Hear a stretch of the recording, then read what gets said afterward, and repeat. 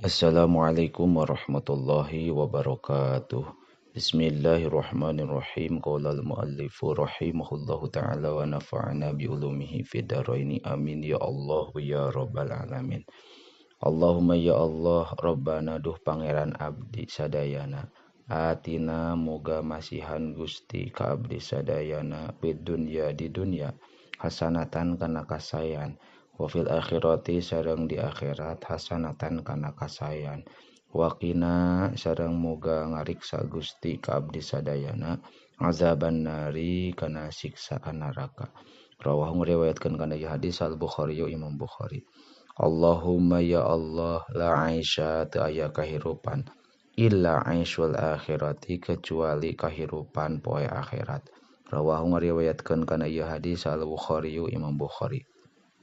Allahumma ya Allah igfir muga ngahampura Gusti li ka abdi khati'ati kana kasalahan abdi wa jahli sareng kabodohan abdi wa israfi sareng leulewiheun abdi fi amri dina urusan abdi wa ma sareng kana perkara anta ari Gusti a'lamu eta maha uninga bihi kana ma minni tibatan abdi. Allahumma ya Allah igfir muga ngahampura Gusti li ka abdi ma kana dosa qadam tu anu geus ngaheulakeun abdi wa ma sareng kana dosa akhortu anu geus manderikeun abdi wa ma sareng kana perkara asrortu anu ngarahasiakeun abdi wa ma sareng kana perkara atawa dosa a'lantu anu nemrakeun abdi anta ari Gusti al muqaddimu eta dat anu ngaheulakeun wa anta sareng ari Gusti al muakhiru eta zat anu ngakhirkeun wa anta sareng ari Gusti ala kulli syai'in kana saban-saban perkara qadirun eta anu kawasa. Rawahu ngariwayatkeun kana ieu hadis al Bukhari Imam Bukhari. Allahumma ya Allah innaka sayaktosna Gusti tasma'u eta nguping Gusti kalami kana sasauran abdi wa taro sareng ningali Gusti makani kana tempat abdi wa ta'lamu sareng uninga Gusti sirri kana rahasia abdi wa alaniyati sareng kana tatemrakan abdi la yakhfa henteu samar alika ka Gusti naon syai'un hiji perkara min amri tina urusan abdi wa ana sareng ari abdi alba isu eta hamba anu kurang al fakiru anu pakir al mustaghitsu anu menta tulung al mustajiru anu nyuprih ganjaran al wajilu anu sieun al musyfiqu anu nyuprih kanyaah al muqirru anu ngaku al mu'tarifu tegasna anu ngaku bidzambi kana dosa abdi. As'aluka nyuhunkeun abdi ka Gusti mas'alatal miskina kalayan pamenta jalma miskin wa batahilu sareng ngarendahkeun abdi ilaika ka Gusti ibtihalal mudnibi kalayan rendahna jalma anu boga dosa adzalili anu hina wa do'uka sareng ngadua abdi ka Gusti doa al khaifi kalayan doa na jalma anu sieun al mudarri anu banget butuh man tegasna jalma khodoat anu DP laka ka Gusti naon rokobati panguntit abdi naon rokobatuhu panguntit na ieu man wa padot sareng ngocor laka ka anjeun atawa ka Gusti naon abaratuhu cai socana man wadalla sareng ngarasa hina laka ka Gusti naon jismuhu jasadna ieu man warogima sareng ponges laka ka Gusti naon anfuhu irungna ieu man. Allahumma ya Allah la taj'alni muga ulah ngajantenkeun Gusti ka abdi bidu'aika kalayan doa Gusti syakian ka jalma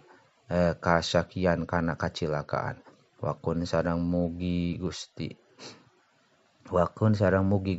bi ka abdi raufan eta anu welas rahiman anu asih ya khairul mas'ulina heidat anu pang saena anu disuhunkeun wa ya khairul mu'tina sareng heidat anu pang saena anu tukang masihan.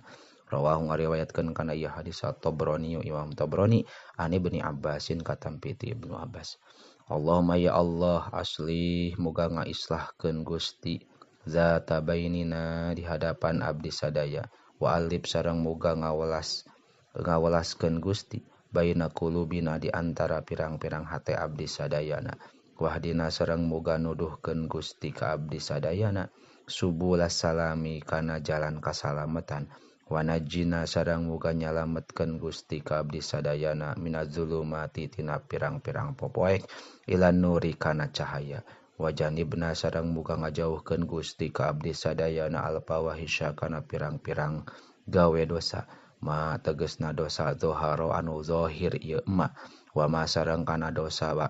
batona anu samar ieu emak. Allahumma ya Allah barik muga ngaberkahan Gusti lana ka abdi sadayana pi asma'ina dina pirang-pirang pangdangu abdi sadayana wa absorina sareng dina pirang-pirang paningali abdi sadayana wa qulubina sareng pirang-pirang hate abdi sadayana wa azwajina sareng pirang-pirang bojo abdi sadayana wa duriyatina sareng pirang-pirang turunan abdi sadayana watub sareng muga nampi Gusti kana tobat watub sareng muga nampi tobat Gusti alaina ka abdi sadayana innaka sayaktosna Gusti anta tegesna Gusti at-tawwabu eta anu seueur masihan tobatna ar-rahimu anu asih waj'alna sareng muga ngajadikeun Gusti ka abdi sadayana syakirina kanu tukang syukuran kabeh li nikmatika kana nikmat Gusti musnina anu muji kabeh biha kana nikmat qabilina anu nampi kabeh laha kana nikmat wa atimma sareng muga nyampurnakeun Gusti wa atimmaha sareng muga nyampurnakeun Gusti kana nikmat alaina ka abdi sadayana rawahu ngariwayatkeun kana ieu hadis saha al hakimu Imam Hakim an Ibnu Mas'udin katampi ti Ibnu Mas'ud Allahumma ya Allah aslih muga ngaluluskeun Gusti li ka abdi dini kana agama abdi allazi anu ari eta ladi teh huwa eta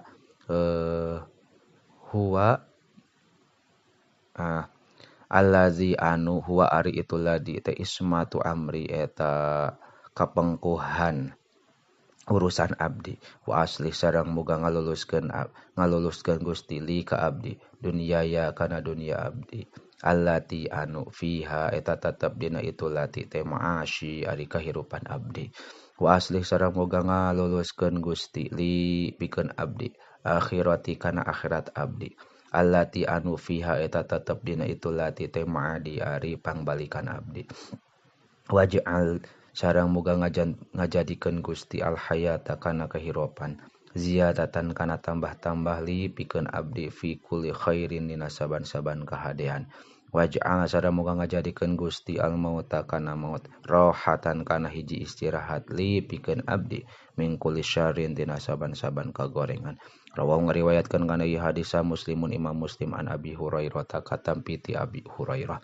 Allahumma ya Allah ij'al muga ngajadikeun Gusti hubbaka kana cinta ka Gusti ahabal asya'i kalayan pang cintana pirang-pirang perkara ilayya pikeun abdi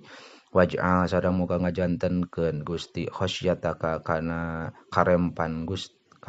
ku Gusti akhwafal asya'i kalayan pang dipikarempana pirang-pirang perkara indi mungguh abdi waktu sareng muga megatkeun Gusti ani ti abdi hajati dunya kana pirang-pirang pangabutuh dunya bisyauki kalawan sono ilaliko ika kana cinta ka Gusti wa iza aqrarta sareng di mana-mana netepkeun Gusti ayuna ahli dunya kana pilihan ahli dunya min dunyahum tina dunyana ieu ahli dunya fa akrir muga netepkeun Gusti aini kana pilihan abdi min ibadika karena ibadah ka Gusti rawahu ngariwayatkeun kana ieu hadis Abu Nuaim anil Haytham bin Malik at-Tai Allahumma ya Allah iftah muga mukakeun Gusti masami qalbi kana pirang-pirang pangdangu hate abdi li zikrika pikeun eling ka Gusti warzuqni sareng muga ngarizkian Gusti ka abdi ta'ataka kana ta'at ka Gusti wa ta'ata rasulika sareng ta'at ka rasul Gusti wa amalan sareng ngamalkeun bi kitabika kana kitab Gusti Rawahu ngariwayatkeun kana ieu hadis at-Tabrani Imam Tabrani an Aliyin katampi ti Sayyidina Ali. Allahumma ya Allah utub muga mikawelas Gusti bi ka abdi bi taisiri dina ngagampangkeun kula asirin kana saban-saban anu hese fa inna taisiro karena sayaktos ngagampangkeun kula asirin kana saban-saban anu hese alaika ka Gusti yasirun eta anu gampang wa as'aluka sareng nyuhunkeun abdi ka Gusti al yusra kana kagampangan wal mu'afata sareng kana kacageuran di dunya wal akhirati sareng di akhirat. Rawahu ngariwayatkeun kana ieu hadis at-Tabrani Imam Tabrani an Abi Hurairah katampi ti Abi Hurairah. Allahumma ya Allah aghnini muga ngabeungharkeun Gusti ka abdi bil ilmi ku ilmu wa zayyini sareng muga mapaesan Gusti ka abdi bil hilmi ku sifat hilim wa akrimni sareng muga ngamulyakeun Gusti ka abdi bitaqwa ku katakwaan wa jamilni sareng muga ngagindingan Gusti ka abdi bil afiyati ku kacageuran. Rawahu ngariwayatkeun kana ieu hadis sa Ibnu Najjar an Ibni Umar katampi ti Ibnu Umar wallahu a'lam bissawab.